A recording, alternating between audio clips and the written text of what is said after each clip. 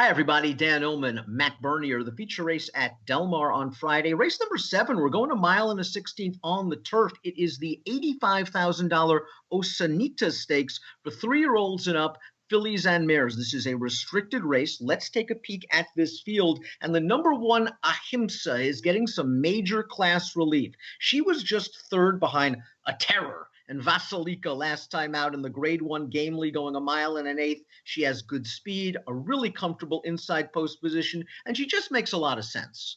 Yeah, absolutely. I mean, there's really nothing to knock about this, Peter. And trainee, you brought up Vasilika, but even look at the runner-up, Rimska, for Chad, coming in from the East Coast. She's getting, I mean, they talk about leaps and bounds easier.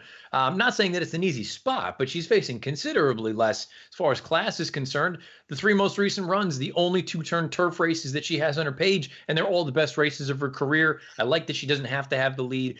To me, she makes a lot of sense. I picked her second just because I think she's going to take a lot of money, but I wouldn't be stunned at all if she won.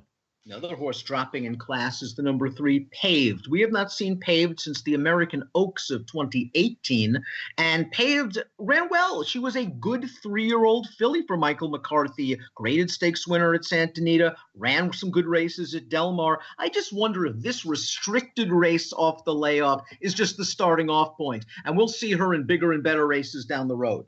Kind of the approach I took with her as well. It feels like she's been gone for so long. Let's just get a little bit of a tune-up into her. Something second off the bench or third off the bench is really when we'll get back to her best. From a distance standpoint as well, I think she'll do a little bit better eventually with the stretch out. Let's talk a little bit about the 2, Achira, also dropping in class. Come out of the Wilshire last time out. I was a bit surprised that she was so close to the pace in the Wilshire because I'm not really sure that's her preferred running style. She tired that day. I kind of like her stretching out a little bit in distance. And I think if Mario Gutierrez lets Ahimsa go, lets Epidemia's Girl go, she could get that coveted pocket position.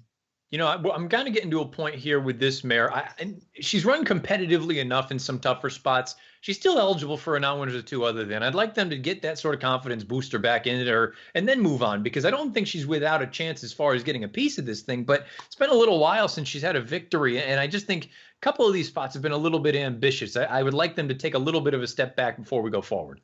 Let's talk the Timeform US pace projector for this race. The 1 and the 2 expected to be forward. Epidemia's Girl, however, expected to set the pace much as she did 2 starts back in her seasonal debut off of a long layoff, where she just cleared off early and was able to hold on. Now, last time out in the Wilshire, she was able to make the lead. She really never got much of a breather, and I thought she was fighting on pretty gamely in the stretch. This is the first time that they're stretching her out in distance, slightly more than her usual distance, but I think if Epidemia's Girl gets to the front and gets even a little bit of a breather, she can be real tough in here, and we know she likes Del Mar.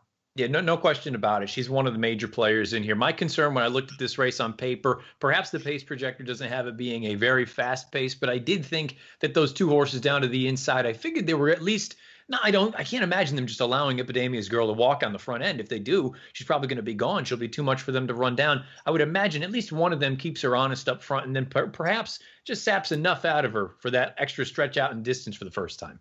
Another horse with a little bit of speed is Zafina. That's the number 5. It didn't really break very well last time out in the Possibly Perfect. And then they sat, I think because maybe they were concerned about the 1.25-mile distance and they wanted to save some of that speed for the end. Turning back here, she can be closer to the pace. And she's run some nice races against graded company. I just wonder if she's just kind of a cut below.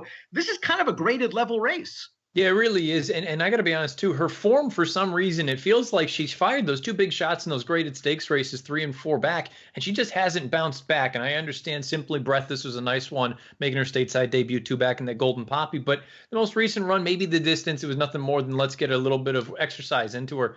I don't know. I've never been a huge fan of hers. I'm going to be against her here.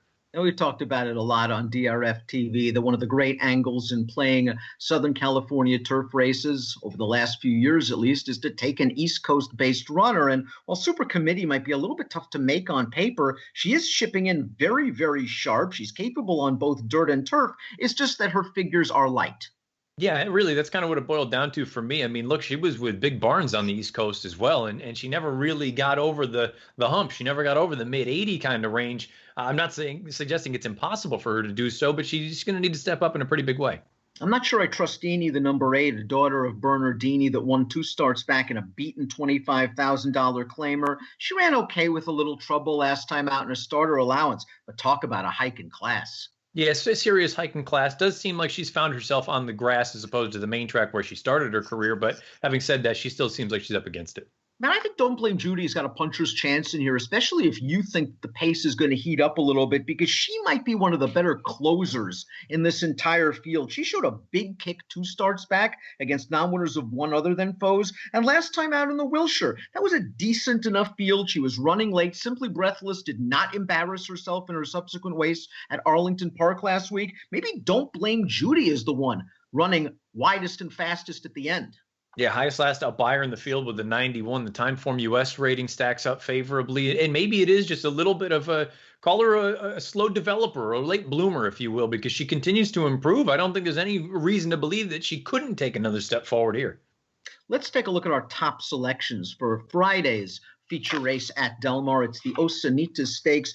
Let's talk about Streak of Luck. I've always been a little bit of a fan of this horse. She certainly has the graded stakes credentials to compete from a class perspective in this field. What did you make of the trip last time out in the Gamely? I mean, she was the one that went after Ahimsa early, and I'm not really sure that's her preferred running style. I think this time around, Mike Smith's going to let some others do the dirty work.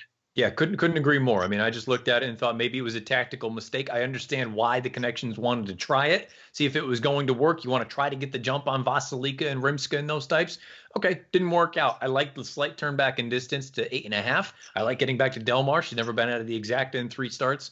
2 wins. I think you get back to a running style similar to the Santa Ana 2 starts back, similar to some of those races back in January or late December there down at Santa Anita where she sits off. Maybe she gets first run on the deep closers.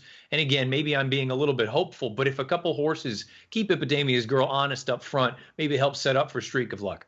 I'm hoping that Timeform US pace projector is right. I think if Epidemia's Girl gets a little bit of a breather on the backstretch, she's going to be very tough to catch. She was always a talented 2-year-old filly. She did not get a chance to show her stuff last year. Her season relegated to only 3 starts. I think she's fit and ready to roll now in her second start off of a short layoff and her 3rd start of the year. I'm going 7-1-9-3. You're going with the price Streak of Luck. Give me numbers. 6-1-7-3.